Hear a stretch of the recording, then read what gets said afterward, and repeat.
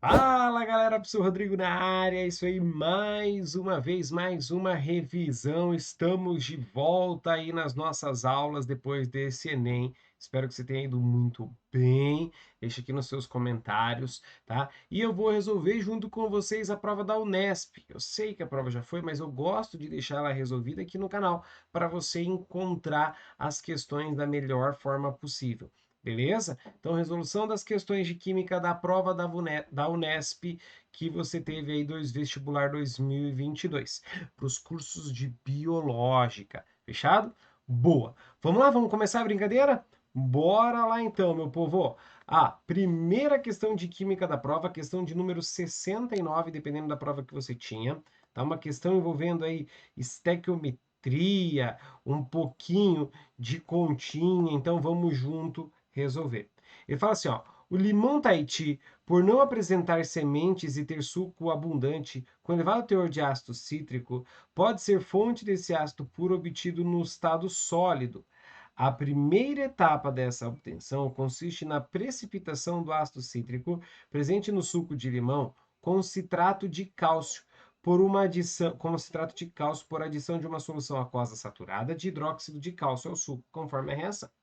Considere que, nessa reação, foram obtidos 640 gramas de citrato de cálcio.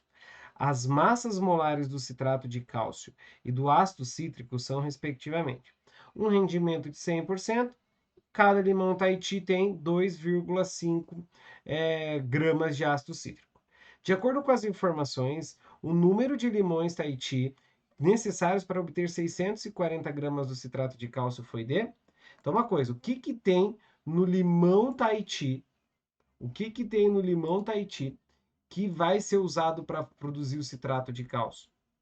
O ácido cítrico, certo? Então, preciso primeiro encontrar a quantidade de ácido cítrico que eu preciso para produzir essa quantidade de citrato de cálcio. Então, pela estequiometria, ó, vou colocar a relação aqui do ácido cítrico com o citrato.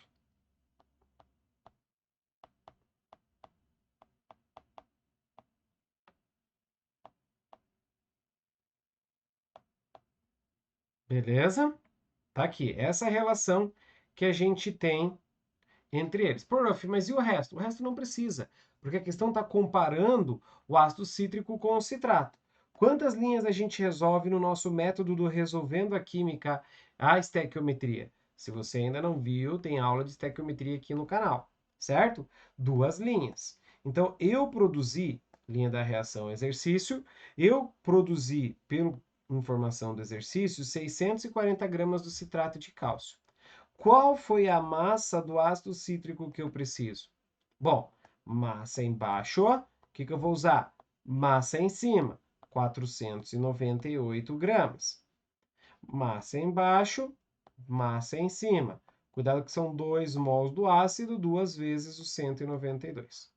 Fazendo a regrinha de 3, o que, que você vai ter? Vai ter a massa do ácido cítrico, 493,5 gramas. Essa é a massa do ácido cítrico que você tem. Só que o exercício não quer a massa de ácido cítrico. A massa, muita gente marcou a letra C. O que ele quer é o número de limão. Quantos limões? Então você tem que olhar aqui no enunciado que ele fala que cada limão tem 2,5 gramas do ácido. Então, o segundo ponto agora é encontrar o número de limões. Eu adoro essa palavra, limões. Um limão tem 2,5 gramas. Quantos eu preciso para ter 493,5? Faz a regrinha de 3. Isso vai dar 197,4. Aproximadamente quantos limões, então? 200 limões. Beleza? Esse é o número de limões que você precisa. Adoro essa palavra, já falei isso, né? Letra A de acertamos. Beleza? Questão de estequiometria aí pra gente na prova da Unesp. Uma questão bem legal, bem bacana. Próximo. Segunda questão, falando sobre solubilidade e precipitação. Também temos aula aqui no canal, tá? Vou deixar para você aí a indicação. Ele fala assim, ó, a tabela mostra valores de solubilidade em água, expressas em grama de soluto por 100 gramas de solvente, em duas temperaturas de dois compostos iônicos empregados como fertilizantes agrícolas. Uma mistura foi preparada pela dissolução de 400 gramas de sulfato de amônio e 400 gramas de cloreto de potássio em 1 quilograma de água, a temperatura de 80 graus Celsius, originando uma mistura homogênea, límpida e insaturada. Ao ser resfriada a temperatura ambiente de 25 graus Celsius, observou-se que a mistura resultante, o que aconteceu? Ele colocou 400 gramas do cloreto de potássio em 1 quilograma de água a 80 e 400 do sulfato de amônio também a 80 e esfriou. Quando você esfriou, a solubilidade mudou. E agora, a 25 graus Celsius, a minha pergunta é: quanto eu consigo dissolver de cada um? Então vamos lá. Para, primeiro, o sulfato de amônio. Primeira continha que faremos aqui. Você tem, para o sulfato de amônio a 25 graus Celsius, uma solubilidade de 76 gramas a cada 100 gramas. Certo? Só que 100 gramas de água. Só que você não usou 100 gramas de água. Você está usando 1 quilograma de água. Então, para 1.000 gramas de água, você vai ter X 760 gramas de sulfato de amônio. O que significa isso? O máximo que pode ser dissolvido. Que pode ser dissolvido. Mas como eu adicionei 400, eu posso dissolver no máximo 760, então eu ainda consigo dissolver mais 360 gramas. Então não vai formar corpo de fundo, vai continuar insaturado. Agora, vamos lá. Para o cloreto de potássio. Para o cloreto de potássio, você tem 36 gramas a 25 graus Celsius, porque é a temperatura que você está agora, para cada 100 gramas de água, é o que está lá no enunciado. Aqui, ó, grama do soluto por 100 gramas de solvente. Quando você colocar em 1.000 gramas de água, que é 1 quilograma, Y, faz a regrinha de 3, Y é 360. O que é esse 360? Máximo que pode ser dissolvido. Galera, atenção! Eu adicionei 400 e eu posso dissolver a 25 graus Celsius no máximo 360. Quanto que eu vou ter de corpo de fundo? Quanto que eu vou ter de corpo de fundo? O que eu adicionei menos o que dissolveu. Vai sobrar 40 gramas de corpo de fundo de cloreto de potássio. Então, a continuou homogênea? Não, não continuou homogênea. Tchau para a letra A, tchau para a letra B. Passou a ser heterogênea? Sim, porque tu formou corpo de fundo. Corpo de fundo é um sólido. Com corpo de fundo do cloreto de potássio. Verdadeira letra C. Boa? Questão difícil, hein, galera? As duas primeiras questões foram para assustar. Então, você que estava fazendo a prova com uma estratégia do Resolvendo a Química, você pulou essas duas, você se deu super bem. Tá uma ótima a estratégia. Voltar a fazer elas, deixar elas para fazer por último. Você vai ganhar bastante tempo e você não fica se sentindo mal com a prova. É uma ótima estratégia. Vamos lá. Próximo. Questão de entalpia, questão de gráfico de entalpia.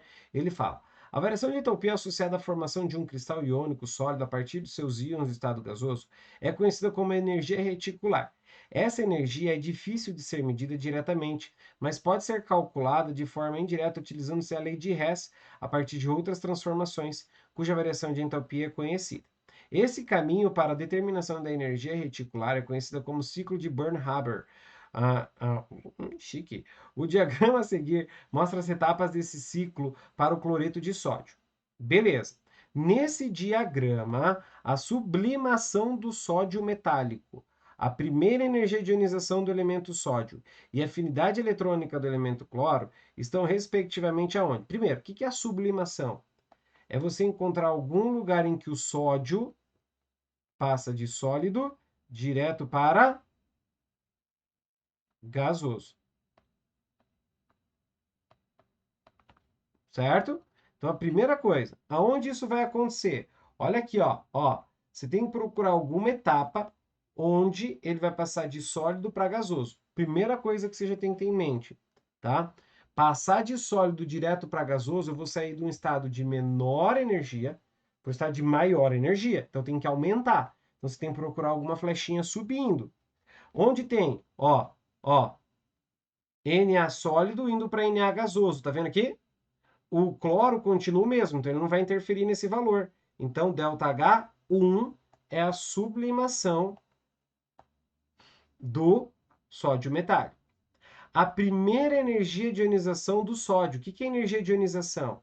É a energia que tu vai pagar para o sódio para ele te dar um elétron.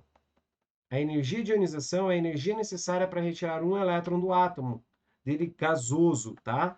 Então, o sódio gasoso virando sódio mais gasoso. Aonde você tem isso? Aqui, ó, sódio gasoso com o cloro gasoso, virando sódio mais um gasoso, cloro gasoso e o elétron. O cloro você pode cortar porque ele continua igual. Então, o ΔH 3 vai te dar esse valor. ΔH 3. E matamos a questão. E a última, afinidade eletrônica do cloro. O que é afinidade eletrônica? O cloro gasoso quer ganhar um elétron. Para ele ganhar um elétron, se transformar num ânion gasoso, ele vai pagar uma energia. Vai pagar uma energia. Essa energia é a energia de afinidade eletrônica. Aonde você tem essa energia de afinidade eletrônica? Aqui, ó, sódio mais gasoso, sódio mais gasoso continua igual. Cl pegou o elétron, virou Cl menos. ΔH4. Tá aí a nossa resposta. Professorzinho. Que questão legal. Mas eu me atrapalho um monte nesse tipo de questão, prof. Me atrapalho um monte nesse tipo de questão. Então, lindinho, cuidado, por favor. Tá? Cuidado, por favor. Olha sempre as flechinhas, olha sempre o que está mudando, o que ele quer que mude. Tranquilo? Tem aula de termoquímica aqui no canal também para vocês aí maratonarem. Boa! Próxima questão, meu povo. Tá lá. Ela fala o seguinte: a tabela mostra os valores aproximados de pH de diferentes soluções aquosas, todas com a mesma concentração de 0,1 mol por litro e a 25 graus Celsius. A solução que deve apresentar maior concentração total de íons e a solução que deve apresentar maior concentração de íons H+, são respectivamente as soluções. Peraí, a solução que deve apresentar maior concentração total de íons e a solução que deve apresentar maior concentração de íons H+. Como que você vai saber disso? Olhando para a quantidade da fórmula. O HCl, ele vai virar H+ e Cl-, tem dois íons. Então, tu vai ter duas vezes a concentração. Você tem o ácido acético, um ácido fraco, mas por mais que ele seja fraco, tá? Por mais que ele seja fraco, ele é HAC, vai virar H+ e acetato. O máximo que tu vai conseguir é 0,2, 2 íons. Sulfato de sódio. Opa, sulfato de sódio é o Na2SO4. Como a concentração é a mesma, vai ter mais íons aquele que tiver mais concentração de íons, aquele que tiver mais íons em solução. Então, você vai formar 2Na+, e o SO4 menos 2. Então, ó, tem 3 íons. E o hidróxido de sódio, NaOH, vai formar Na+, e OH-. Então, vai ter maior concentração de íons aquele que tiver maior número de íons. Porque a concentração de íons é você fazer a concentração vezes o número de íons. Considerando 100%, né? Considerando 100%. Então, entre eles, quem tem maior número de íons? sulfato de sódio. Então, tchau, tchau, tchau. E qual tem maior concentração de H+? Agora você tem que lembrar o seguinte: o pH é menos log da concentração de H+. Menos log da concentração de H+. Lembra que quem tiver o maior pH vai ter a menor concentração de H+. E quem tiver o menor pH tem maior concentração de H+, que é o ácido clorídrico. Tem maior concentração de H+. Resposta letra E. Show? Cuidado, hein, lindos? Cuidado, por favor. Boa. Próxima. Vamos lá. Próxima questão. Ele fala: considere os seguintes fenômenos. Formação de um depósito de prata sobre um fio de cobre imerso em uma solução aquosa de nitrato de prata. Depósito, tem uma dica. Quando deposita prata metálica. Quando ele fala a palavra metálica, é o elemento Ag. 0. Prata metálica, Ag. Cobre metálico, Cu. Tá? Imerso numa solução aquosa de nitrato de prata. Então perceba que a prata era mais 1 no nitrato e ficou metálica, ficou 0. Toda vez que falar fulano deposita na superfície de Beltrano, é uma dica para saber que está acontecendo redução, tá? Isso é uma dica para saber que está acontecendo redução. A prata que está na solução recebe elétron e vira prata. É uma redução. Ai, que legal, prof. Show. Formação da água pela reação explosiva entre hidrogênio e oxigênio gasoso. Opa! Hidrogênio mais oxigênio gasoso forma água. Tá, não sei o que ele quer, estamos só discutindo. Formação de um precipitado de carbonato de cálcio quando o dióxido de carbono é borbulhado numa solução saturada de hidróxido de cálcio. Então, o hidróxido de cálcio falou que ele vai borbulhar CO2 e vai formar carbonato de cálcio, CaCO3 e água. Essa é a reação. Difícil essa questão, hein, lindos? E formação de uma solução límpida quando o vinagre é adicionado a uma suspensão opaca de hidróxido de magnésio. Opa, é uma reação entre um ácido, vinagre é o ácido acético, e hidróxido de magnésio, uma base. É uma neutralização. Ocorre oxirredução somente nos fenômenos. Se você perceber aqui, ó, base mais um óxido ácido. Ácido mais base. A terceira e a quarta são reações de neutralização. Neutralização são duplas trocas. Não ocorre oxirredução.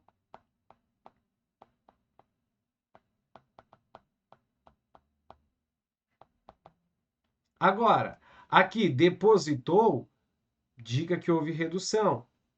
Formou a água a partir do oxigênio e do hidrogênio, dica, desconfia do sozinho.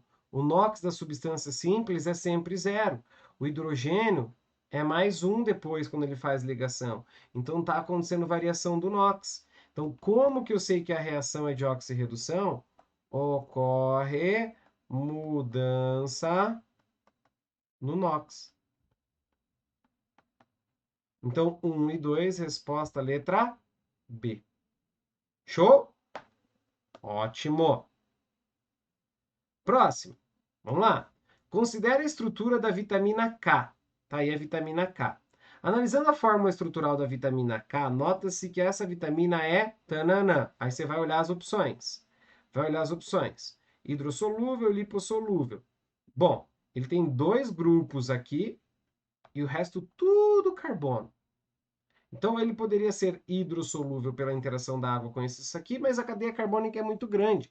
Provavelmente ele vai ser considerado lipossolúvel. Já vamos discutir esses termos, tá? Mas vamos para a próxima. Representa a cadeia carbônica saturada ou insaturada? Opa, aqui a gente já pode eliminar a alternativa, ó. Tá vendo essa dupla entre carbonos?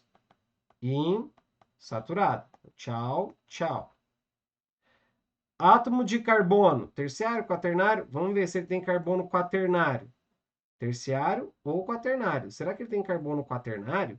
Carbono quaternário é aquele ligado a 4 outros carbonos. Não vi nenhum quaternário, lindos, ó.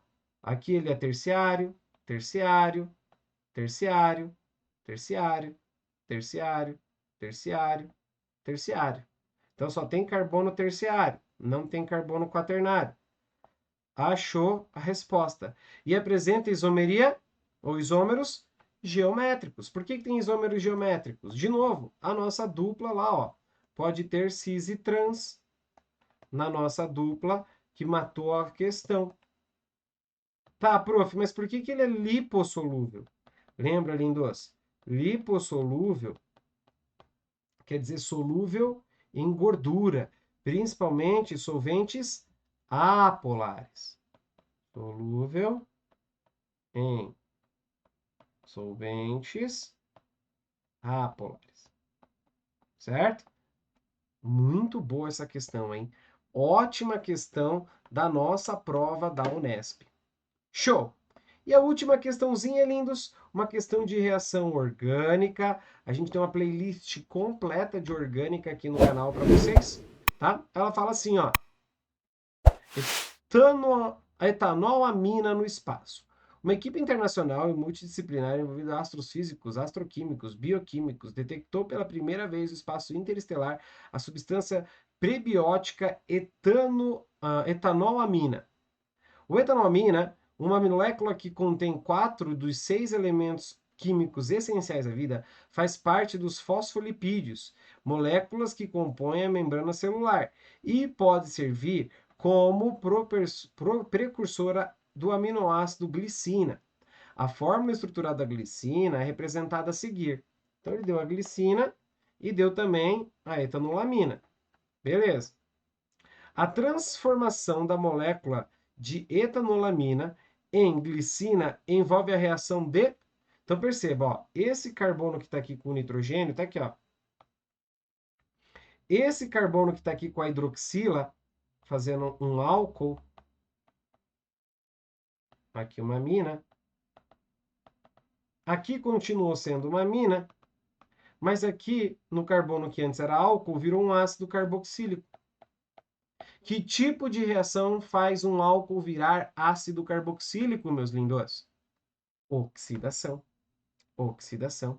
Tá? Então, oxidação de álcool.